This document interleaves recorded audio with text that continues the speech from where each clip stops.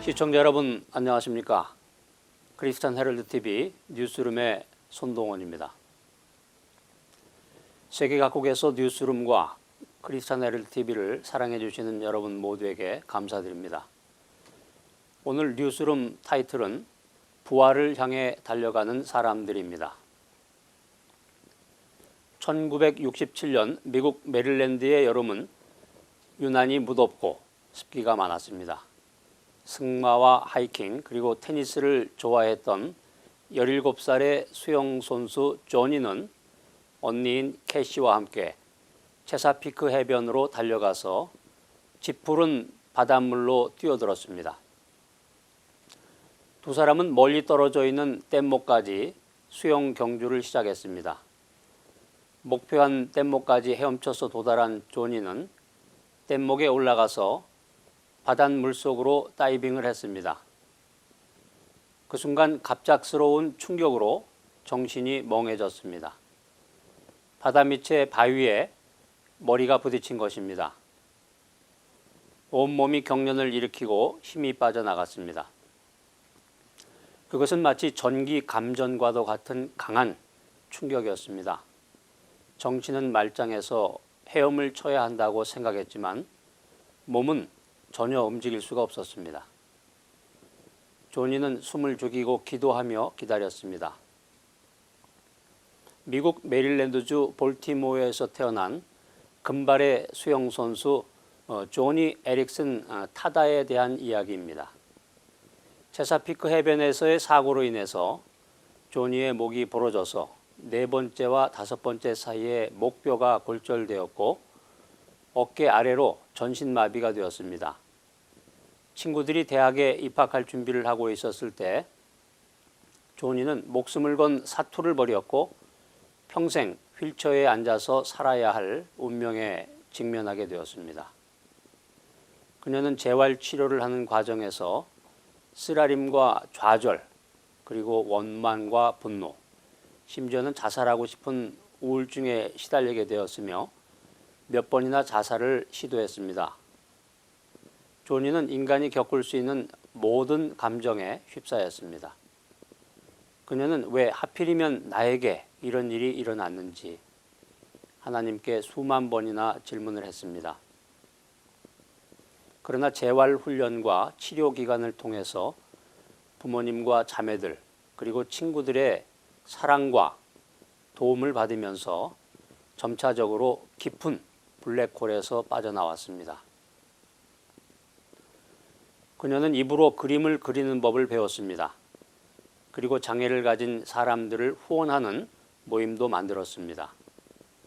조니의 변화의 중심에는 하나님의 말씀인 성경에 대한 재발견이 자리 잡고 있었습니다.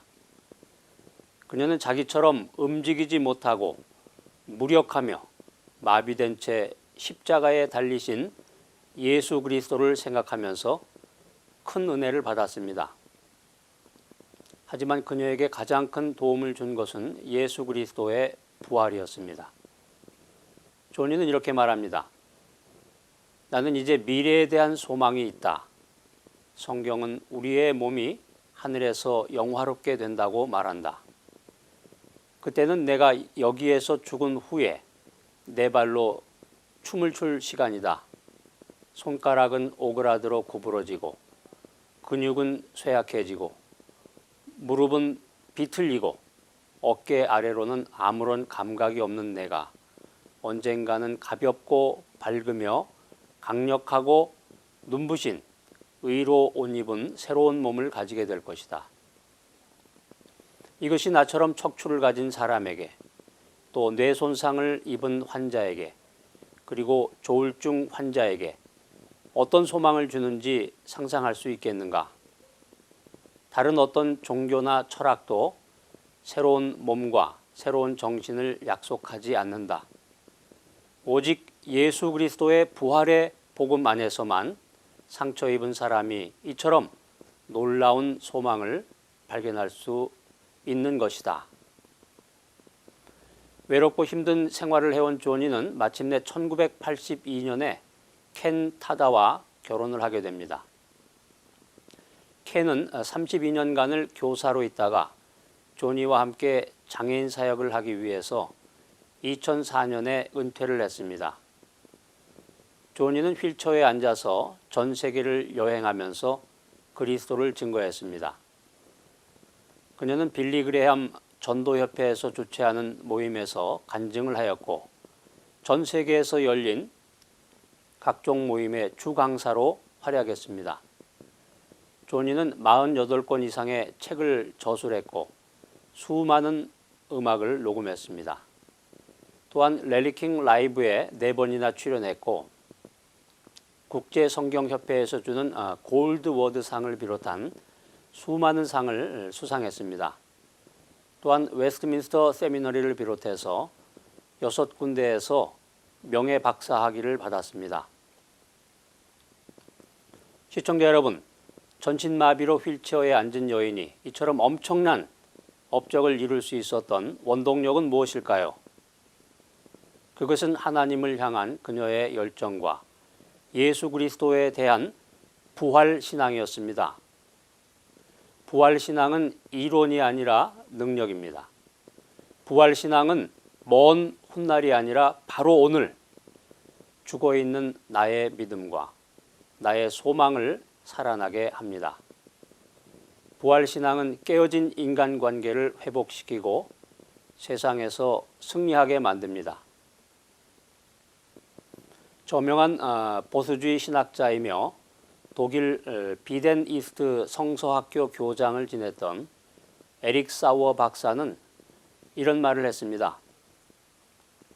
부활절은 예수 그리스도의 부활로부터 시작해서 성도의 부활로 끝난다. 그러므로 우리는 2개의 부활절 사이에서 살고 있다. 예수 그리스도의 부활과 성도의 부활 사이에 우리가 살고 있는 것이다. 그러므로 우리는 예수 그리스도의 부활이 주는 믿음의 능력을 가지고 우리의 부활을 향해서 달려가는 사람들이다. 성경에 보면 사도 바울에게는 일생을 다해서 직접 체험함으로써 알고자 했던 3가지 목표가 있었습니다. 그 첫째는 그리스도를 체험하는 것이고 2번째는 부활의 권능을 아는 것입니다. 그리고 3번째는 그리스도의 고난에 동참함을 아는 것입니다. 빌립보서 3장에 보면 이 3가지를 알기 위해서 사도 바울이 실천했던 구체적인 행동 지침들이 나옵니다. 위에서 말씀드린 3가지를 경험적으로 알기 위해서 사도 바울은 그리스도의 죽으심대로 나도 죽음으로써 어찌하든지 나도 주님처럼 부활하는 영광을 누리고자 했다라고 말하고 있습니다. 주님처럼 나도 역시 먼저 내가 죽는 생활을 실천했다는 말입니다. 죽음 없이 부활은 없고 고난 없이 영광은 없습니다. 주님이 재림하실 때 우리는 분명히 부활할 것입니다. 그러면 우리도 그때 부활하려면 이 세상에서는 어떻게 살아야 할까요? 먼저 죽음을 실천해야 합니다. 사도 바울은 때가 되면 자연적으로 이루어지는 종말의 부활만을 기다리고만 있지는 않았습니다.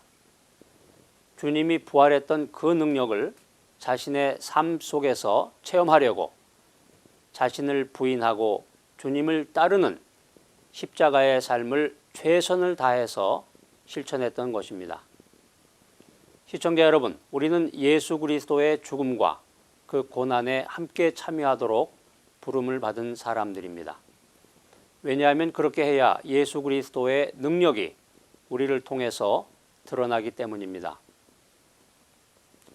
부활이 진정 감격스러운 예수 그리스도의 능력이 되기 위해서는 우리 역시 이 세상에서 예수 그리스도의 죽음을 본받는 생활을 힘써 실천해야 하는 것입니다.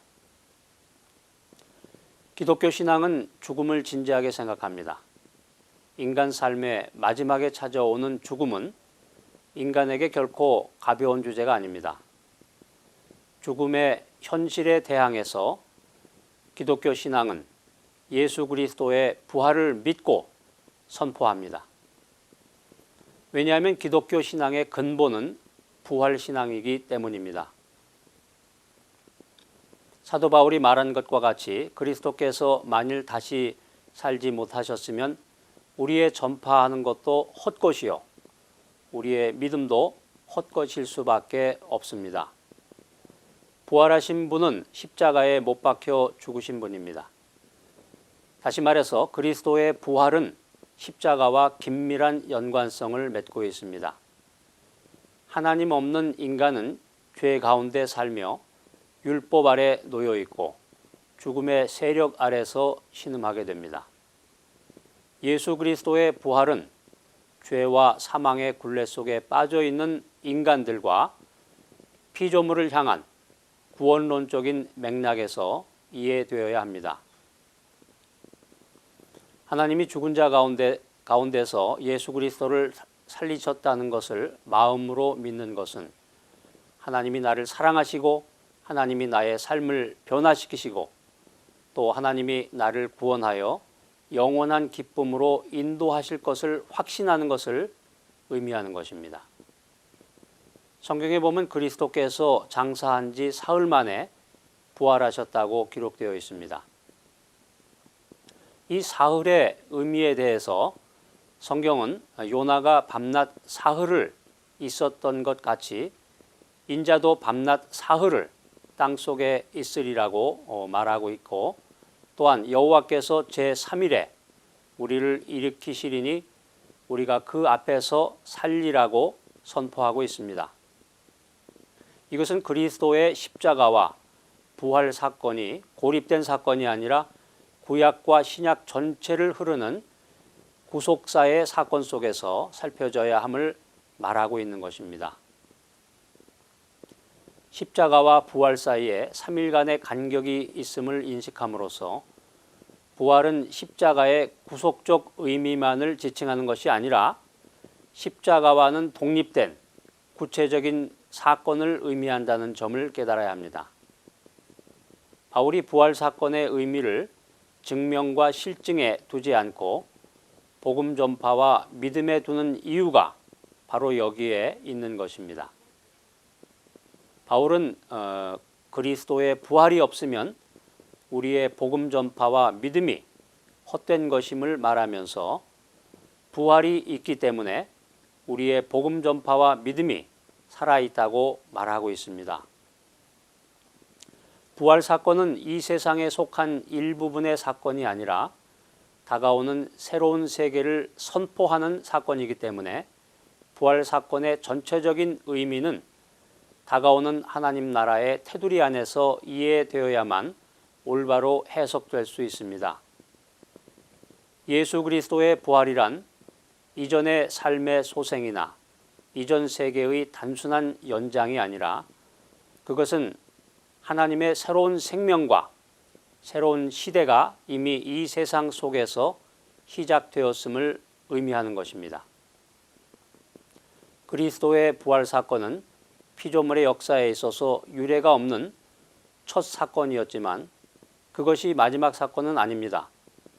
왜냐하면 모든 믿는 자들이 그리스도의 부활 사건에 참여할 것이기 때문입니다.